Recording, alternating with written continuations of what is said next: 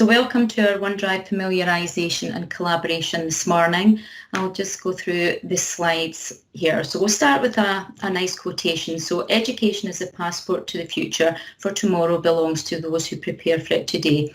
So that's no more relevant as times today with our children having to indulge in the remote learning. So there's no more a better time to come along and help prepare our children to get on that journey. So items covered today, we'll be going over what is OneDrive. We're going through the full navigation pane and the toolbars, how to manage the files and folders within OneDrive, all the sharing options. We'll do some live collaboration and I'll introduce you, if you haven't seen any of them before, Immersive Reader and Dictate, how to organise and locate our files and materials, and startup as well. If the children have not been on Glow and on Office 365 before, one of the first things I would suggest was to configure the time zone and language. So I'll show you that later on in the session, and I'll introduce you to the Microsoft Educator Centre. So Glow Scotland's Education Intranet.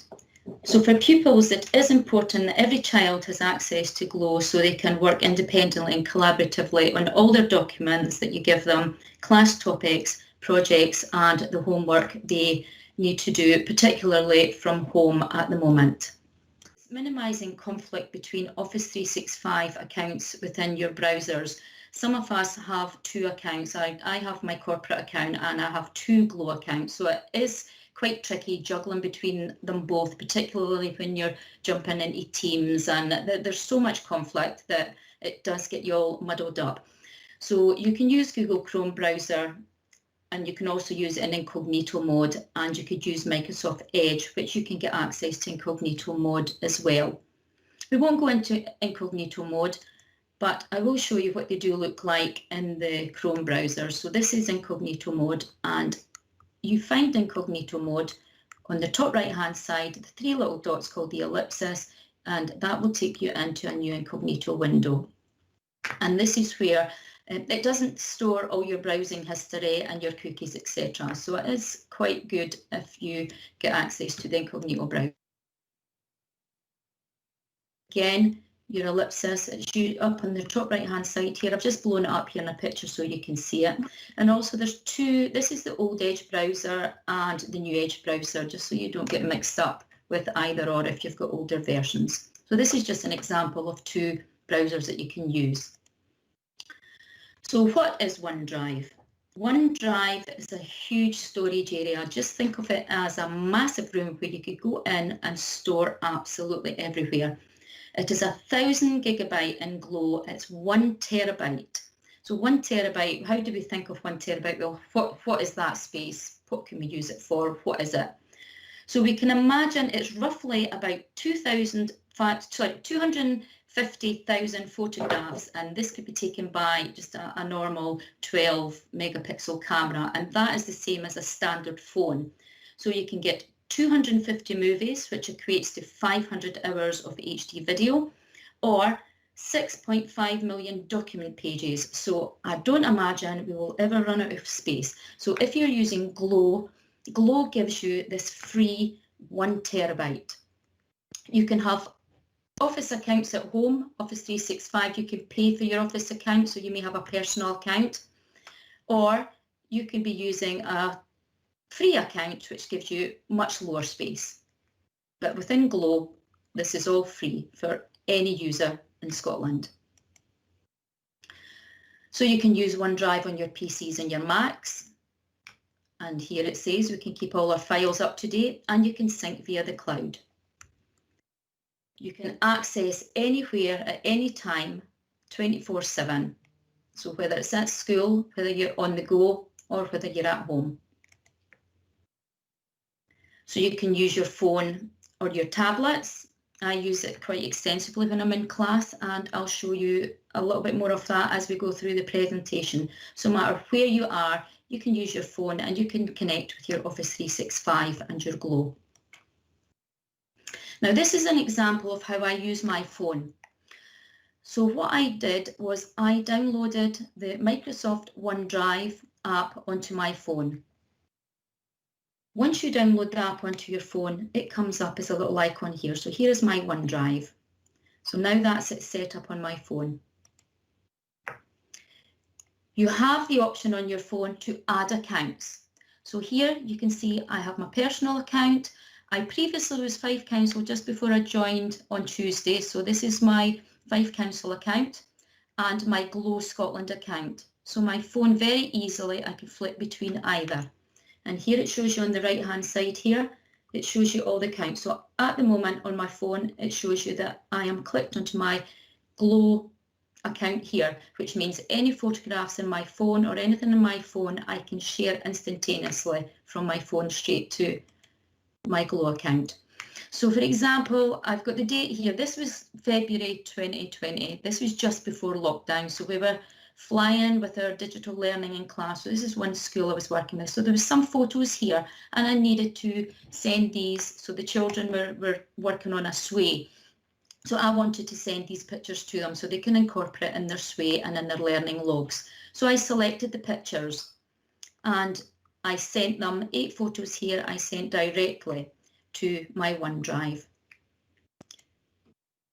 So you could send individual ones. So as you can see here, I sent this through my Glow email, and this was my personal corporate one. I have sent some through that as well. But you can also send them to OneNote, which is quite useful for your phone.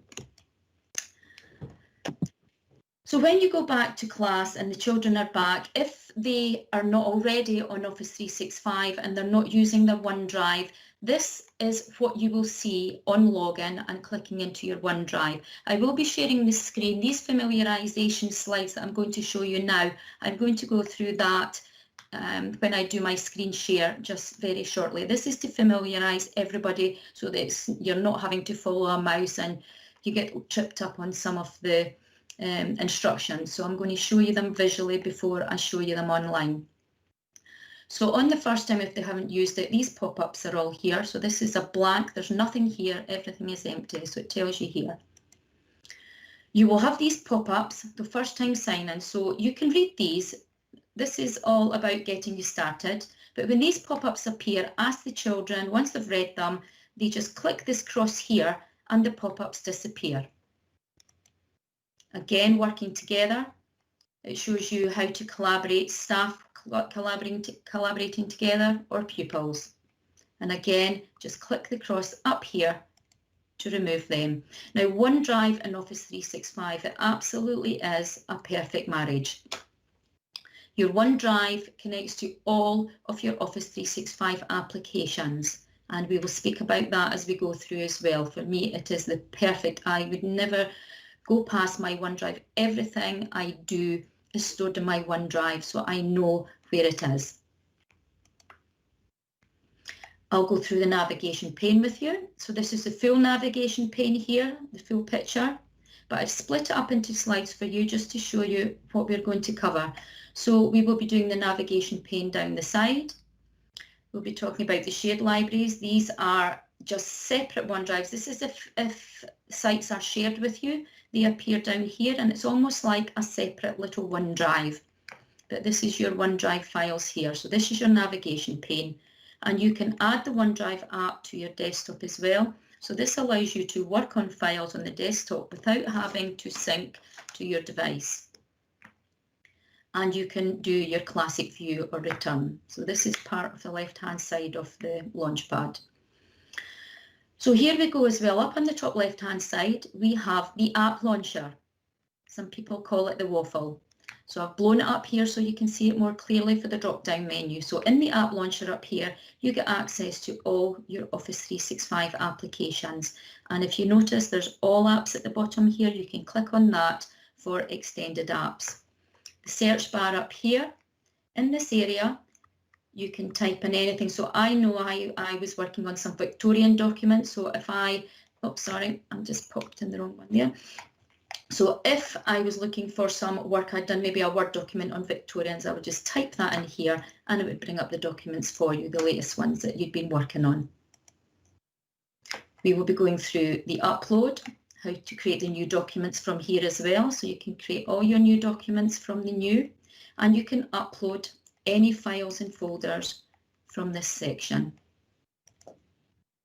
I will be showing you the up top right section. So this is all your navigation toolbars with your notifications, settings and your help. So this is your notifications, settings and help. So as you can see here, I'm using, so there's no notifications at the moment. This is my settings as well. This is the settings where you can change all of the different bits and pieces. You can change that to dark mode, etc. Help is a fantastic place. If you need any help on anything at all, type it in here and you usually get some very good results from that. And this is your profile. The sort it into different types and looks. So this is where the information who can access activity up on the right hand side here. And the sort, so you can change it into list or tiles. And here we can modify and search by type. Now selecting multiple files, so when managing your files and folders, we need to understand how we can shift them around, how we can share them, how we can delete them. So two tools I would like you to look at is the select multiple files by using the tick. So when you select them, it does come up like a blue circle with a tick, and your ellipsis as well, where you can drop down and get more information. So these are the two icons here. So this is selecting an individual file. If you select an individual file on the ellipsis, you get quite a long list here. However, so just go one up, sorry, I've just went past one. If you're selecting multiple files, you get less options.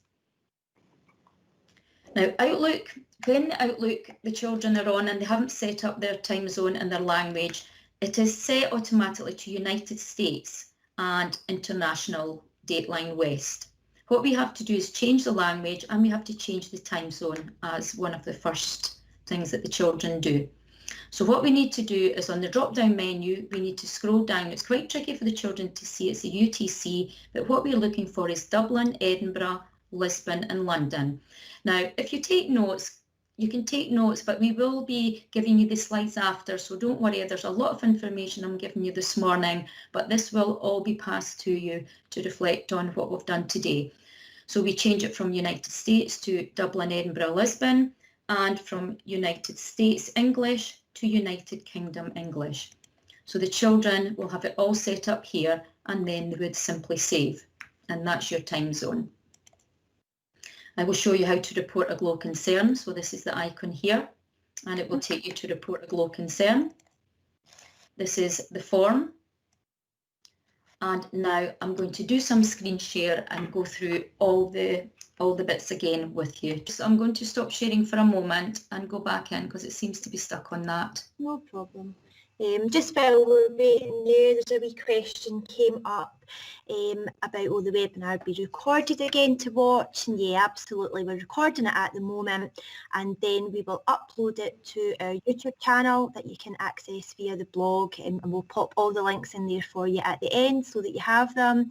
We're normally pretty quick at uploading webinar recordings, but we have quite a lot on this week, a few different webinars each day, so it might take us a wee bit longer and it might be neither next week before they're made available, but they will be there and you're welcome to share them far and wide with your colleagues as well. Okay, so here we are. I'm in my personal Launchpad.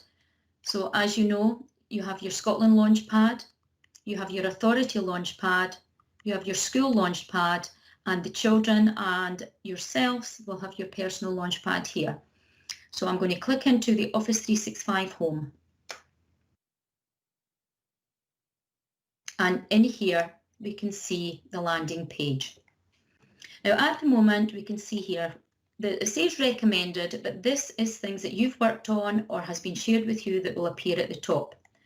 It also has, before you go into your OneDrive, lots of information of documents that you have worked on. So here we go. This was recapping agenda stuff I've been working on for the presentation. So this was collaboration, the Kirsty the document for Kirsty. So you could see there. But down the bottom, you can also see you can access your OneDrive from here and you can access SharePoint. So down the left-hand side, you have all your applications. Now at the very bottom, you have a little icon which says All Apps. Now this is 4 little squares with the top right one slightly squinted on it. So you can click on there as well, and that brings all your other apps in. Okay, so I'm just going to pop in to my OneDrive here. So we're going to go into the OneDrive and go through the interface.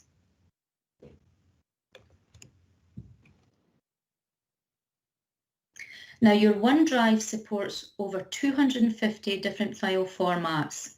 So every document that you probably have will be able to be stored within your OneDrive. Now I think of my OneDrive as a giant storage room where you can keep yourself organised, where you can keep your images and your files and your videos, everything together. And it's really important in the early years, the early stages, for children to be able to access their OneDrive and storage. And particularly when they go to high school, there's many pieces of information they can reflect back to. And for as an example, I use my OneDrive, but I have images way back many years of the work I've done within education. And I use that to create PowerPoints and presentations and show the challenges that we've had along the road with digital technologies. I can build up that picture. So rather than talking about the messages you need to get over, you can have these all stored in your OneDrive. So here we go. Up on the top left hand side is your app launcher. So if I click on that, straight away you can create documents. Oh, getting I there. think someone's got their mic open. If you would close your mic, please. Thank you. So back to the app launcher. So this is where you can get access to your Outlook and your OneDrive, etc. And you can go to more documents down here if need be. So we'll click off there. In your My Files, this is the area here where you can store all your files. So I can see here, so with the children in school, I would advise that possibly you create a folder for images. You could create a folder for different projects that they have. So if they're working on the Victorians, they can create their own little folder for Victorians. Because if they're sharing work with you through, whether it be through Teams or their OneNote, etc., if everything is easy at hand for them in their OneDrive, they could very easily share it from here as well with you, and also share it within their assignments. So create a media folder. They could have a folder for all their notebooks. This is one in my dummy folder that I've created for my webinars, but you have Word documents. We have JPEGs here, which is pictures. I have a little MP4 video. I've got a PDF here. So any links at all you can share. So this is your My Files here. In your recent files area, this is where all the files that you've worked on recently will be. So it shows you there. Yesterday I've had a look at the agenda, and in October I was having a look at one of my OneNotes. So anything at all recent, and you want to find them quickly, because sometimes in your My Files, your files and my own personal OneDrive, I have hundreds of documents. So it's very easy to look for them in the search area. But if you've been working on something more recently, just click in Recent and they will appear. In the Shared, this is where anything that has been shared with you will appear here. So anything that's popular and has been worked on. So these are things that have been shared in my account, so they're appearing up the top. And also everything else that's shared with you will be in this list here. Now the recycle bin. This is empty at the moment, but I'm going to show you how to delete and how to restore. But if you look down the bottom, I'll explain to you as well. There's a second stage recycle bin, and I will show you that a little bit later on. Shared libraries, as I said, this is almost like another little mini OneDrive where anything that has been shared with you is in here. So this is an old one. The 5 Digital Learning team shared their libraries with me, so they appear here. Okay, so I'm just going to go back onto my OneDrive. And here we go. So in this section here, we have new. So we can create new folders straight from here, new Word documents, Excel. So just as you can create them here, you can create them either from your app launcher or you can create them from new. You can upload straight from here, so it's very easy to upload a file. So if I just go now, I'm just going to upload a file just to let you see. So I am going to this file here, allowing access, and I'm just going to select it from the desktop, and I'm going to open that, and this will now appear. Now it has appeared here, and if you look, there's it's almost three little lines right in the corner. It looks like a spark. Now that spark appears when anything new, when you've uploaded anything new at all. So that will eventually disappear. But again, if you have a lot on your OneDrive and you know you've uploaded something recently, you could just look out for this little, I call it a little spark. So that is where you can upload files, and you can upload folders as well in exactly the same way. Up on the right hand side here, we have our sort functions. So if I click on the drop down menu, so we can sort it into type, we can sort it into name, we can sort it into modified, but I always like type. So I'll just pop it back to type. Now in the drop down menu here, we can change it from list to compact list or to tiles.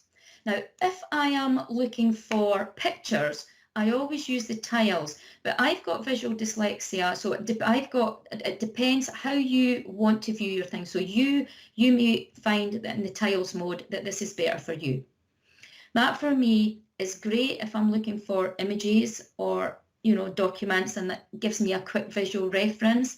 But I find that all full and busy at the moment. So I will change that back to my list, where things are in order and I know where everything is. So if I want to delete a file, I'm just going to click onto a file here, this one here. So I am going to highlight this. Now can you see, as soon as I highlight it, like the slides, it goes to that blue colour. So now I can either go up the top and delete from here, or I could go to the ellipsis and delete from here. So I'm going to delete that. And it asks me, are you sure? So I'm going to delete it. Okay. Now I'm going to go into my recycle bin, because I'm thinking I shouldn't have deleted that. That could be useful for next week. So I'll pop back into my recycle bin here, and you can empty the recycle bin. But what I want to do is I want to select this document, because I want to put that back into my OneDrive. So I've selected it. Now up the top here, it's gone from delete, and now you can see restore. So I would simply click restore, and it tells you here it's restoring that one item. So it's gone out of the recycle bin. So if I now put back into my files, there we can see it has appeared back in my files. So back into my recycle bin again, and I'll tell you a little bit about this second stage recycle bin. So when you delete anything from your OneDrive, it goes into your recycle bin. After a certain amount of time, it goes into your second stage recycle bin, where you can still access that and have them restored. Now, if for any reason as a teacher, you have a very important document that you may have deleted quite a few months ago and it's not in your second stage recycle bin, you can actually contact Glow Scotland, and if it's a really important document, they may be able to retrieve it for you. So again, I'm just going to go back up to the right hand side. Again, I'm going to go back into my main OneDrive and back over to the right hand side up the top here. So we have our settings up here, where we can change the settings. Now I will show you this one. At the moment, when the children open up their OneDrive at first, it's Office 365. Now a good way to know that it's your Glow is to click on this one here. Can you see this blue one? So in the themes, I'm sure the automatic one is the Office. So it does tell you it's OneDrive, but it doesn't tell you you're in your Glow tenancy. So if you go to the themes and click on this little blue one here, as you can see, Glow pops up here. You can change your language and time zone here as well, but we have already done that as one of our first steps before in our Outlook. And you have your preferences here. So in here, we also have our help. Now this is excellent if you need to type a subject. So say you're needing help on, let's see, Word. Let's see what comes in my account. Okay. So how to resolve upload. So it tells you all these different things here. You could use this, it's quite an effective search. And on the top right hand side here, you have your profile. So this is my profile where I can view my account here. So I think I've covered mostly everything apart from down the bottom here on the return to classic. You can change this to classic. So if you wanted to change it to classic, you could. Oops, I'm getting some feedback. Dawn, there's a little question popped up there. Okay. And if just before we move on, it would fit in quite nicely with what you've just shown. Gary's asking, what is the time frame before files are automatically removed from the recycle bin? Do you know roughly what that is? I think it's approximately 30 days, but I think it's 90 days. Right, we'll check that out for you guys. Come back with an answer, and we'll find that out for you and we'll confirm it. Yeah, I'm sure the recycle bin, it's 90 days. But again, if it's something that's highly important, you could contact Glow and they may be able to retrieve that for you. So down the bottom left-hand side here, we can return to Classic OneDrive, which I'm not so keen on the Classic OneDrive, but if you want to change it from Classic OneDrive back to what I had before, you just go up the top and click on OneDrive again, and that takes you back to your Classic OneDrive. Right, so what I'm going to do now is I'm going to show you some real-time collaboration. Is everybody okay with questions? Are there any questions before I move on to that again, Eva? So far, no other questions, but feel free, everyone, just to pop them in the chat. That's great. So I'm just going to look for my collaboration document. That's actually not the one. I'm just going to check that. Here it is. I'll be in this one here. So this is a document I've made. So the scenario today is we're doing a project on Victorians and there's a learning intention and the teacher has asked 4 children to work on a single collaborative document on different parts of Victorian topics. So how I shared this is I went into the document. So this is the full document here. So I selected that document. So if I want to share that with anybody, and I'm just going to share it with, I think I've shared it with Eva already. So if I want to share that, I can share it from up here, or again, I could go to my ellipsis, where I can share it from here as well. So I'm just going to press share and show you how I shared this document. So up here, people you specify can edit. So I want the children to edit this. So I have got allow editing tick, but if you didn't want editing tick, you can untick that. And I just apply that. So then I would add in children. So what I'm going to do is I've got another account. Oh, sorry, I've left the number out. Here we go. So if I wanted to share this with Lucy, I would simply click and send. Now you can add a message as well. You can add a message, your topic theme is Victorians. And I would just send that to Lucy. So that tells me there that the link is sent, and when the pupil opens their Glow and they go into their Outlook, they will see that this has been sent. They would click on the link and they would get full access to the document. So I'm just going to open the document just now. And before we go into the sharing part, I will show you the immersive reader. So this is the document. So at the moment I can see I can see KM at the top, so Kirsty was hovering over the page, so her name popped up. So Kirsty, my first pupil, her task is Queen Victoria, and the learning intention is read, research interesting facts and upload quality images to complement your findings. So the children must find quality images of good pixelation, and they have to check and make sure that their facts are correct. So Kirsty hasn't done hers yet, so I'm just prompting her to add the image and text. So we'll do that in a wee while. So this is the banknote that she's already done, and here's pupil Dawn Jones. She's topic was Victorian travel. So this is the town in Victorian times in Fife. This is Kirkcaldy actually. If you've been to Kirkcaldy at all over in Fife, this is the coffee shop here. So there we go. We've got some really good, interesting facts there. And Lucy Smith is Victorian toys. So what I'm going to do just now is I'm going to ask pupil Kirsty to, oh, she's already popped in. So here she goes.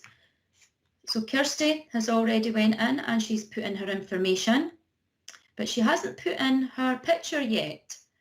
So Kirsty is working from home, and here she is. So I'm over in Crossgates in Fife. Kirsty, where are you? I'm in Dalkeith in Midlothian. So there she is, away in Dalkeith, but here we are. Our school is closed, but we're still managing to get on with our homework. No excuses not to do it. So here she is. She's managed to pop in all her information and her image. Now, as a teacher, you can go in and you can make notes. And again, up here, great work. So I can go in, I'm going to take this out now because she has popped that information in. So that is the live collaboration. So whether it's yourself working with colleagues or your management, or it's children working in pairs in your class, or if it's group projects, this in your OneDrive is where you can make it all happen and have it all where everybody has access. So there's more equity across your whole classroom with children getting access to the work from school and from home. So I'm now going to show you Immersive Reader. So in the home, we have something which is called Dictate. Now Dictate and Transcribe, so I'm going to show you them in a moment. But if we go into View, now I have these slides on the PowerPoint. So again, when you get the PowerPoint, these are all screenshot slides on the PowerPoint. So if you forget anything I'm telling you, they will be on the slides, and they're obviously on the recording as well. So at the moment, I'm in View.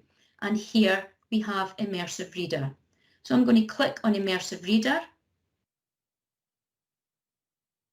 And here we go. So it does give you some tips down here. So you could go and click through the tips. I'm going to click through because I'm going to show you anyway. So here we go. There's Kirsty's work here. There's the banknote here. So let's see what we can do here. So at the bottom, we have a play button. To the right of it, we have voice selection. So we can change it to female or male. It's not too great a list, but I find that the female is fine. So that works better for me. So I click that.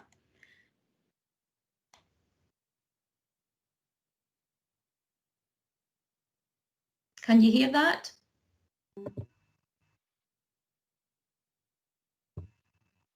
Kirsty, were you able to hear? No, I wasn't able to hear that. I'll tell you why you weren't able to hear it, because I didn't click the mic when I started the meeting, but I can assure you that's playing and it's reading out aloud.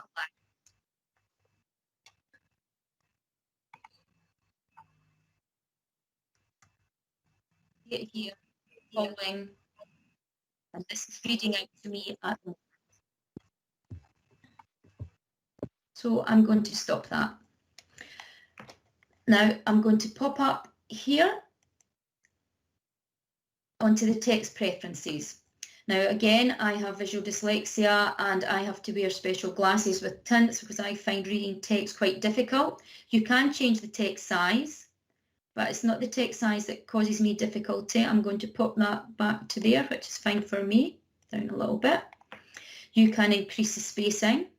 Now, if you do suffer and visual crowding is a problem for you, this is a real help for children, not just for children with dyslexia, but any children who need to read.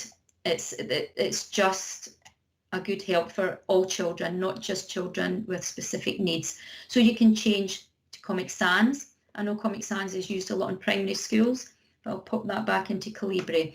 Now at the moment I can read that fine, but it's quite glary in my eyes. So if I took my glasses off, that would be very glary. But green is a colour that I find good for my eyes. You might find that terrible for yourself, but that helps me read and it calms everything down on the page for me. So, and there's more colours down the bottom here.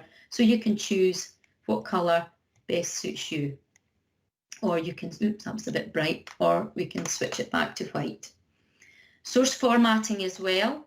At the moment, I've got things highlighted. You find that I always colour coordinate things, or I make things bold, or I make them bigger so they stick out for me.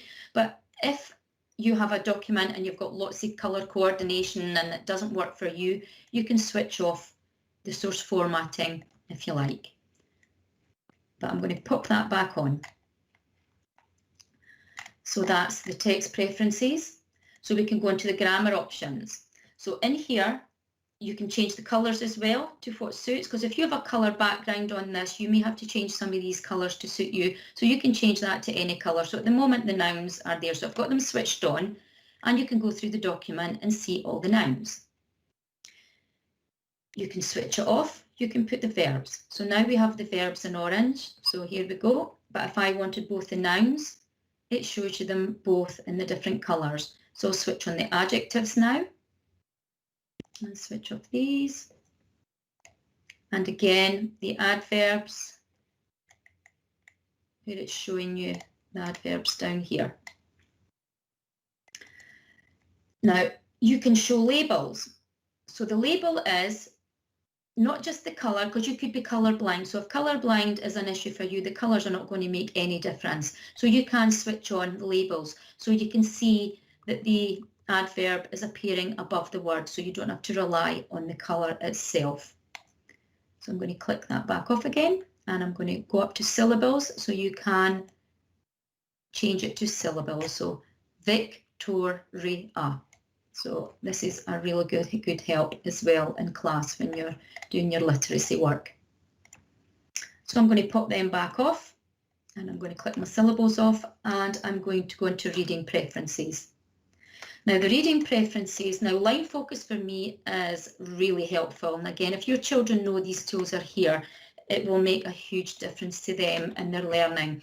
I could remember way back in the dark ages when I was at primary school, I always used a ruler, but I had no idea why I used that ruler. I know now because I found out I had the visual dyslexia not that long ago, to be fair.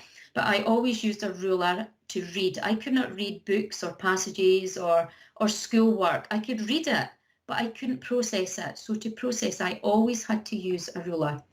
So here we have a ruler here. Now it's hidden behind here. I'm going to put this off, so you can scroll up and down here with the ruler. So I'm going to go back onto reading preferences again. So you can widen that, and you can widen it again. Now if you click off that, the arrows are at the side. Okay. Now again, with your reading at the bottom, if I wanted a specific passage, I would put my cursor there. It would read just that part for me. So I'm just going back here. I'm going to pop back to my focus line off.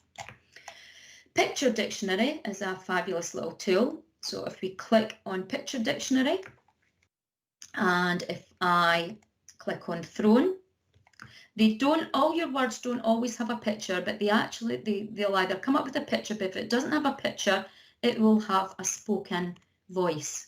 So that will tell me that is a throne. And again, let's see if anything comes up in Scottish. Nothing. Castle, and it comes up castle. So that is your Picture Dictionary, and it comes from Boardmaker. Now I can choose my language. So let's see, I'll choose a language. So we're learning German in class today. So we'll click on the German. And down here, you can choose by word or you can choose by document. So you can choose any of those. But let's see, have a look. So this is Victoria. So let's do a little bit of German. I took German at high school, but again, that was in the dark ages, so I'm not sure how this will work. But let's choose by document. And here we go here. So it's banknote, ein Pfund, umgekehrt, Aberdeen, Town und County Bank, obwohl der Druck von auf beiden Seiten von Banknoten aus den frühen Jahren. So you can use this in your languages. So we will now go back up and change it back to English United Kingdom. But again, even in the German, if I had the sound turned on, I would have clicked down here and that would have recited that in German as well. And that is your immersive reader. So it is a very powerful tool. So I'm just going to go back now. So this is in the view and immersive reader. So now I'm going to show you dictate. So if we go to the home page, sorry, insert. I've just lost my immersive reader. Just give me, sorry, I'm on dictate. I'm getting it mixed up with my immersive reader. Here we go. So dictate along here. Now dictate is pretty accurate. I would say I think it's between 80 and 90% accurate. So again, you can use dictate to practice your talking, your visual, you know, if you're doing narration, if you've got something to narrate, you can use the dictate to brush up on your dictation. So I'm going to go to dictate. So it asks me to allow my microphone.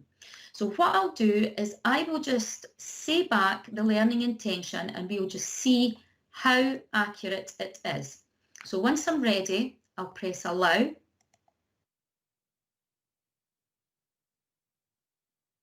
Learning intention, colon, delete.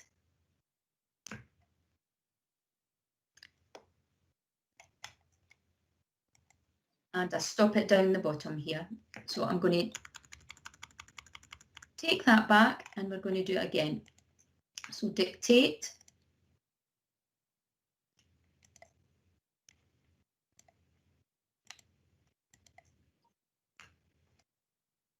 Learning intention. Research interesting facts and upload quality images to complement your findings. Now what that's done is that has popped it under my heading.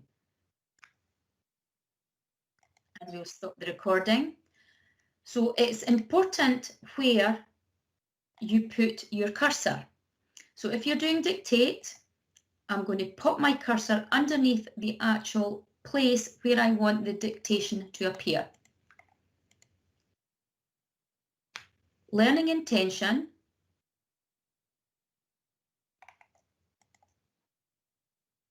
Learning intention. Research interesting facts and upload quality images to complement your findings.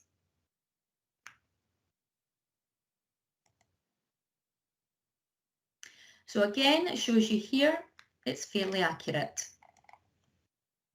And it's picking up on the heading here, so it's coming up in red, but you can change that. So not only dictation, what you can use it for is really tricky words.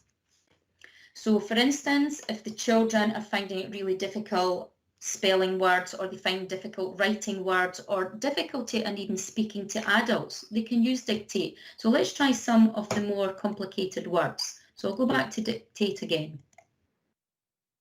Onomatopoeia. New line. Hippopotamus. New line. Xylophone. New line. Maneuver. New line. Maneuver. new line, embarrass.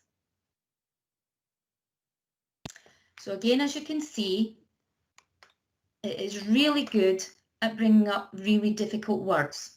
And you have to always remember to turn off your dictate, as you can see.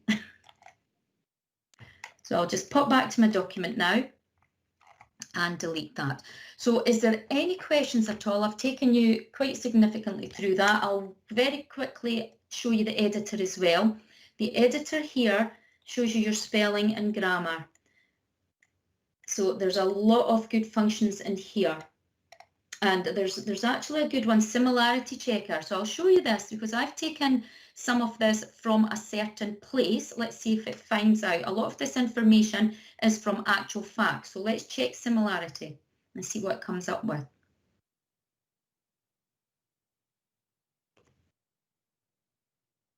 I think it's having a little freeze. It's checking. Yesterday, well, last night I used the similarity checker, and it's just taking time because it's during the day and we're using school time, so it's just taking time finding it. But I actually got a lot of this material from Scran, which is the libraries from all over Scotland. Something went wrong. I have to refresh my browser. I'll just check. Am I still with you guys?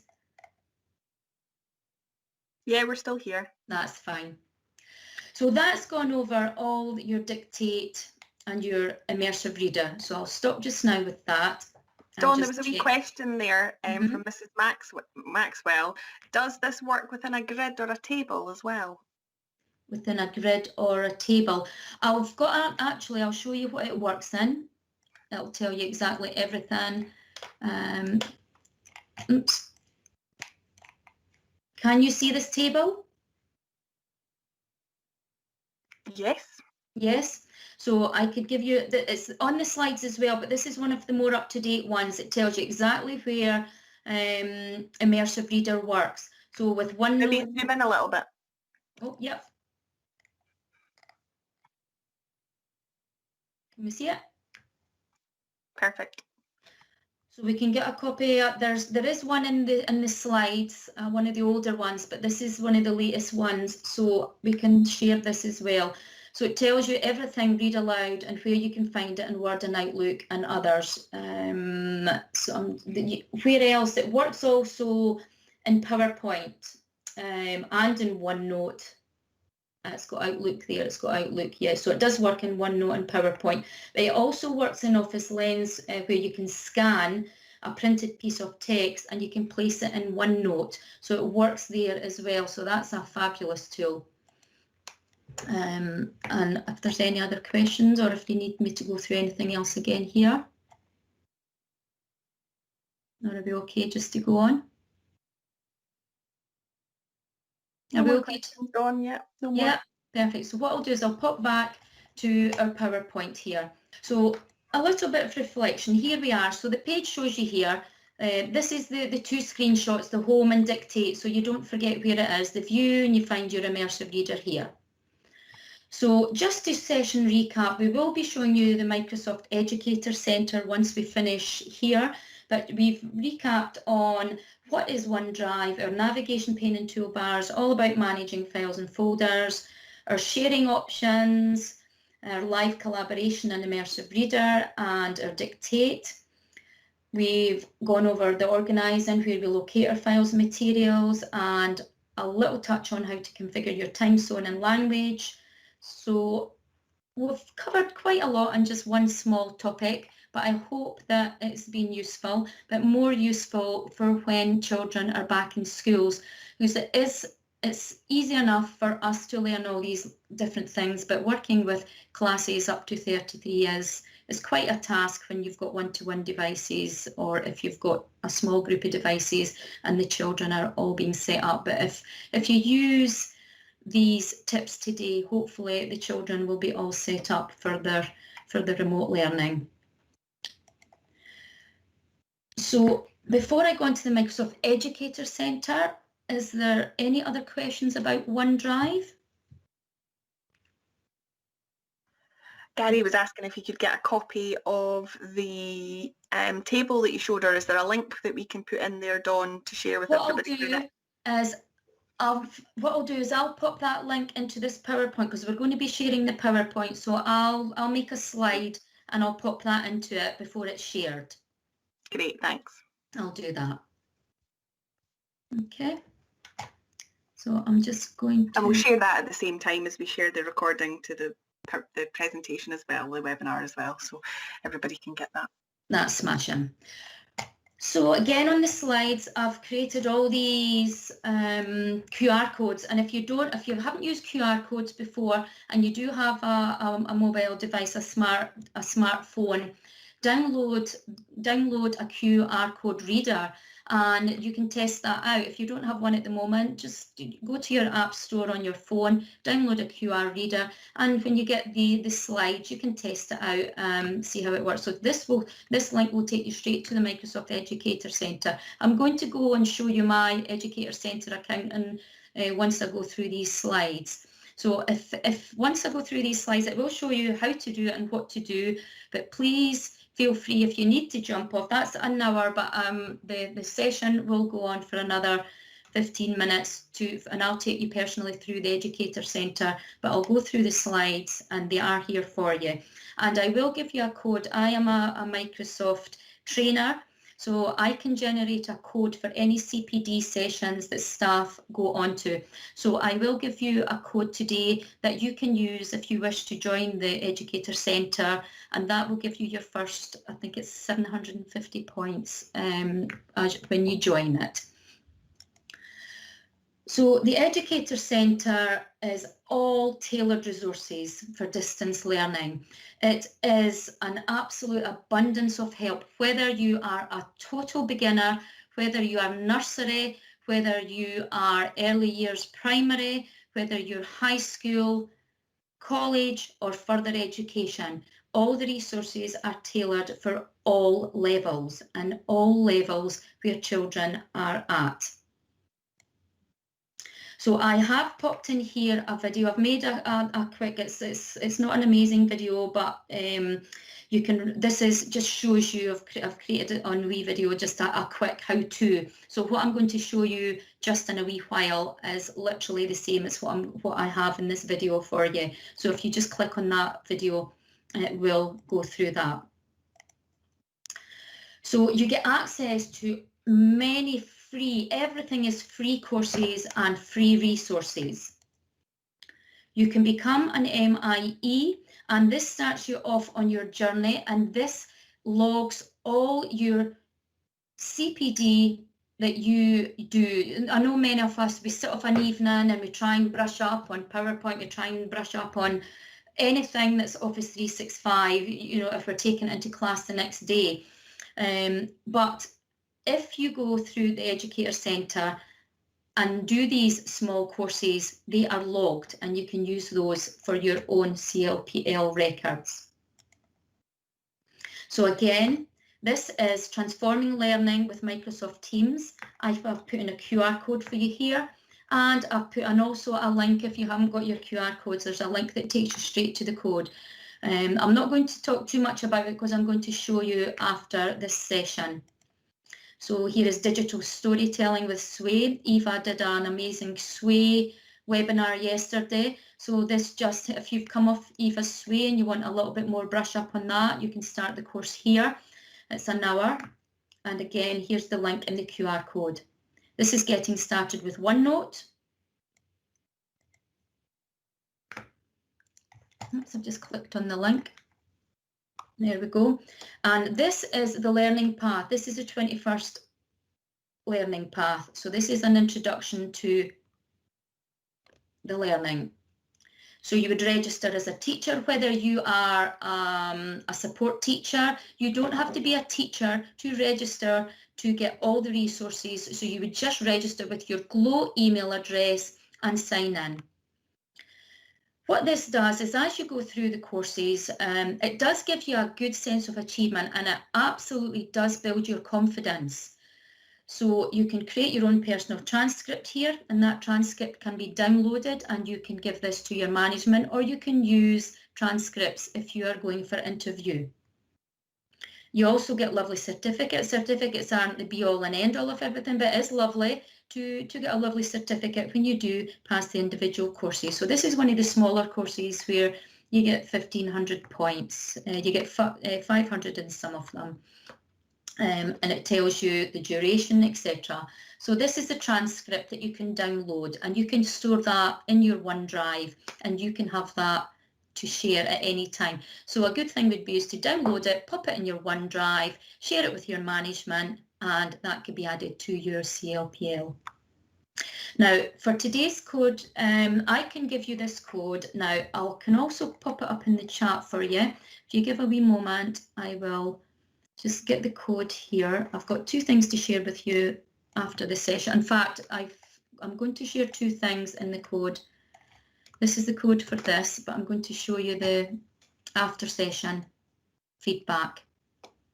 Just going to go into the chat and pop this in for you. So this is the code, redeem code for today's session.